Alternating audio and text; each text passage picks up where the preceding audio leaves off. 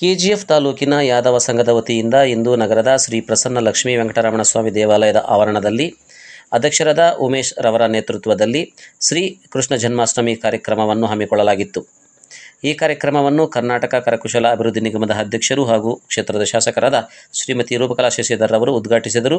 ಈ ಸಂದರ್ಭದಲ್ಲಿ ಕರ್ನಾಟಕ ಲೋಕಸೇವಾ ಆಯೋಗದ ಸದಸ್ಯರಾದ ಎಂವಿ ರಾಮಕೃಷ್ಣ ಪ್ರಸಾದ್, ವೇದಾಂತ ಆಸ್ಪತ್ರೆಯ ಡಾಕ್ಟರ್ ಹರೀಶ್ ಕುಮಾರ್, ಬಿಇಒ ಮುನಿವೆಂಕಟರಾಮಾಚಾರಿ, ಸರ್ಕಾರಿ ನೌಕರರ ಸಂಘದ ಅಧ್ಯಕ್ಷರಾದ ನರಸಿಂಹಮೂರ್ತಿ, ಮಾಜಿ ಜಿಲ್ಲಾ ಪಂಚಾಯಿತಿ ಸದಸ್ಯರಾದ ಅಮೂಲ್ ಲಕ್ಷ್ಮೀನಾರಾಯಣ, ಪ್ರಾಥಮಿಕ ಶಾಲಾ ಶಿಕ್ಷಕರ ಸಂಘದ ಅಧ್ಯಕ್ಷರಾದ ನಾಗಭೂಷಣಂ, ಮಾಜಿ ಜಿಲ್ಲಾ ಪಂಚಾಯತ್ ಸದಸ್ಯರಾದ ಶಾಹಿದ್ ಶಹಜಾದ್, ಜಿಲ್ಲಾ ಉಪಾಧ್ಯಕ್ಷರಾದ ಮಾಲತಿ ರಾಧಾಕೃಷ್ಣ, ಪ್ರಥಮ ದರ್ಜೆ ಗುತ್ತಿಗೆದಾರರಾದ ಹರಿಕೃಷ್ಣ, ಶಿವಕುಮಾರ್, ಚಿನ್ನಪ್ಪ ನಾಯ್ಡು, ಗೋವಿಂದರಾಜು, ನಗರಸಭಾ ಸದಸ್ಯರಾದ ಕರುಣಾಕರನ್, ರಮೇಶ್ ಜೈನ್, ಯಾದವ ಸಂಘದ ಎಲ್ಲ ಪದಾಧಿಕಾರಿಗಳು, ಸಮುದಾಯದ ಮುಖಂಡರು ಹಾಗೂ ಇತರರು ಹಾಜರಿದ್ದರು.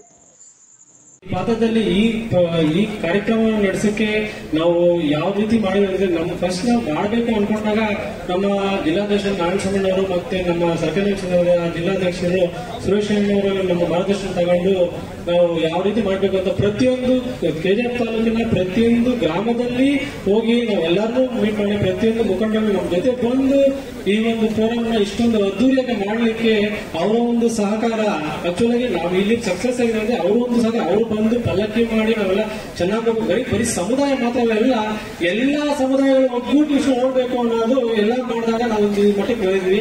ಎಲ್ಲರಿಗೂ ಮೊದಲನೇದಾಗಿ ನನಗೆ ಇಷ್ಟೊಂದು ಸಕ್ಸಸ್ ಆಗಲಿಕ್ಕೆ ಕಾರಣ ನಮ್ಮ ಪ್ರೋಗ್ರಾಮ್ ಆಗಿರ್ಬೋದು, ನಮ್ಮ ಎಲ್ಲ ನನ್ನ ತಾಲೂಕಿನ ಎಲ್ಲ ಸಮುದಾಯದ ಮತ್ತು ಎಲ್ಲರಿಗೂ ನನ್ನ ಕೃತಜ್ಞತೆ ನಾವು ತಿಳಿಸ್ತೇನೆ.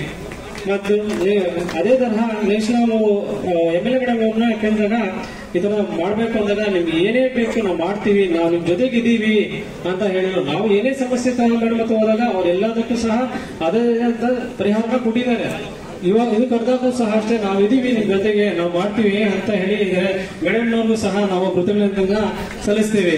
ಮತ್ತೆ ನಮ್ಮ ಮಾತಾಡಲಿ ರಾಮಕೃಷ್ಣ ಪ್ರಸಾದ್ ಸಾಹೇಬರು ಕರ್ನಾಟಕದ ಲೋಕಸೇವಾ ಆಯೋಗ ಬೆಂಗಳೂರು ಅವರು ಹೋಗಿ ವಿಸಿಟ್ ಮಾಡಿದ್ರು, ತುಂಬಾ ಬ್ಯುಸಿಯಲ್ಲಿದ್ರು. ಅದು ಸಹ ನಾವು ಮೊದಲನೇ ಬಾರಿ ತುಂಬಾ ಚೆನ್ನಾಗಿ ಮಾಡ್ತಾ ಇದೀವಿ, ತಮ್ಮ ಒಂದು ಇದು ಬರಲೇಬೇಕು ಅಂದಾಗ ಖಂಡಿತ ನಾನು ಬರ್ತೀನಿ. ಲೀಲೆಗಳನ್ನ ಸ್ಮರಿಸಬೇಕು, ಆರಾಧಿಸ್ಬೇಕು ಅಂದಾಗ ನೀವು ಕೂಡ ದೇವ್ರ ಭಕ್ತರೆ. ನಮಗೂ ನಿಮಗೂ ಏನೂ ಡಿಫ್ರೆನ್ಸ್ ಇಲ್ಲ. ನಮಗಿರುವಂತ ಸಂಸ್ಕಾರ ದಾರಿಯನ್ನ ಕೊಡುವಂತ ವಿಚಾರದಲ್ಲಿ ದೇವರನ್ನ ಮೀರುವಂತ ಶಕ್ತಿ ತಾಯಿಗೆ ಮಾತ್ರ ಇದೆ ಅಂತ ನಾನು ಹೇಳಕ್ ಇಷ್ಟಪಡ್ತೀನಿ.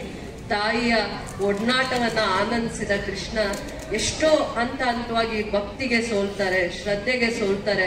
ಒಂದು ಹಂತದಲ್ಲಿ ಧರ್ಮವನ್ನ ರಕ್ಷಣೆ ಮಾಡಬೇಕು ಅಂತ ಅವರ ಜನ್ಮವಾಗಿರತ್ತೆ, ಒಂದು ನಿರ್ಣಯವಾಗಿರತ್ತೆ. 8ನೇ ಜನ್ಮ, ನಾರಾಯಣನ 8ನೇ ಜನ್ಮ ಅಂತ ಹೇಳ್ತಾರೆ.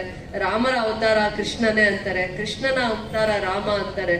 ಎಲ್ಲ ಅವತಾರಗಳು ತ್ರೇತಾಯುಗ, ದ್ವಾಪರ ಯುಗ, ಕಲಿಯುಗ ಅಂತ ಬರ್ತಾ ಎಷ್ಟೋ ಯುಗಗಳಲ್ಲಿ ಇದು ಒಂದು ನಮ್ಮ ಪವಿತ್ರವಾಗಿರುವಂತ ಗ್ರಂಥ ಕೂಡ. ನಾವು ಯಾವ್ದ್ರ ಮೇಲೆ ಆದ್ರೂ ಆಣೆ ಇಡ್ತೀವಿ, ಪವಿತ್ರವಾಗಿರುವಂತ ಗ್ರಂಥದ ಮೇಲೆ ಆಣೆ ಇಡ್ಬೇಕಂದ್ರೆ ಒಂದ್ಸತಿ ಯೋಚನೆ ಆಗುತ್ತೆ. ಸತ್ಯ ಮಾಡಿ ಅಂತ ಹೇಳ್ತಾರೆ. ಕೋರ್ಟ್ಗೆ ಹೋದಾಗ ಯಾವ್ದ್ರ ಮೇಲೆ ಸತ್ಯ ಮಾಡಿ ಅಂತ ಹೇಳ್ತಾರೆ? ಕೋರ್ಟಲ್ಲಿ ಗುಡ್ಡುಗಳು ಕೂಡ ಆದ್ರೆ ಅಷ್ಟು ಅರ್ಥಗರ್ಭಿತವಾಗಿದ್ದಾವೆ, ಅಷ್ಟು ವಿಚಾರಗಳನ್ನ ತಿಳ್ಕೊಳ್ಳೋ ಅಂತದ್ದಿದೆ, ಮೈಗೂಡಿಸ್ಕೊಳ್ಳೋ ಅಂತದ್ದಿದೆ.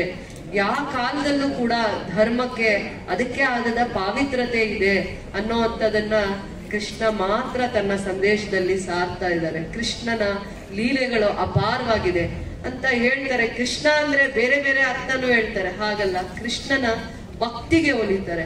ರಾಧೆಯನ್ನ ಕೃಷ್ಣ ಭಕ್ತಿಯಿಂದನೇ ನೋಡ್ತಾರೆ, ಭಕ್ತಿಯಿಂದ ಸ್ನೇಹಿತಲಾಗಿ ನೋಡ್ತಾರೆ.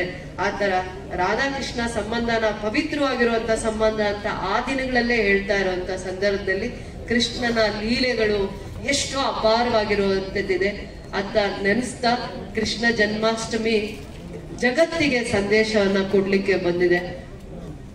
ಅದಾದ್ಮೇಲೆ ಕೃಷ್ಣಂಗೆ ಗಣೇಶ ಹಬ್ಬ ಹತ್ರದಲ್ಲೇ ಬರ್ತಾ ಇದೆ. ಕೃಷ್ಣ ಇಷ್ಟೆಲ್ಲ ಉದ್ಧಾರ ಮಾಡ್ಲಿಕ್ಕೆ ಜಗದ್ದೋದ್ಧಾರಕ ಅಂತ ಹೇಳ್ತಾರೆ. ಜಗತ್ತನ್ನ ಉದ್ಧಾರ ಮಾಡ್ಲಿಕ್ಕೆ ಕೃಷ್ಣನ ಜನ್ಮ ಆಯ್ತು ಅಂತ ಹೇಳ್ತಾರೆ. ಅಂತ ಕೃಷ್ಣನ್ಗೂ ಒಂದಿನ ಆಪತ್ತು, ಕಷ್ಟಗಳು, ಅಪವಾದಗಳು ಬರುವಂತ ದಿನ ಆಯ್ತು. ಯಾಕೆ ಅಂದ್ರೆ ಒಂದಿನ ಕೃಷ್ಣ ಗೊತ್ತಾಗದೆ Isha Enterprises sales, services, all type of weighing scales, spares, cash counting machine, billing machine. Do visit 4th block, Das Compound, Robertson Pet, KGF. For more details, contact 8618357351.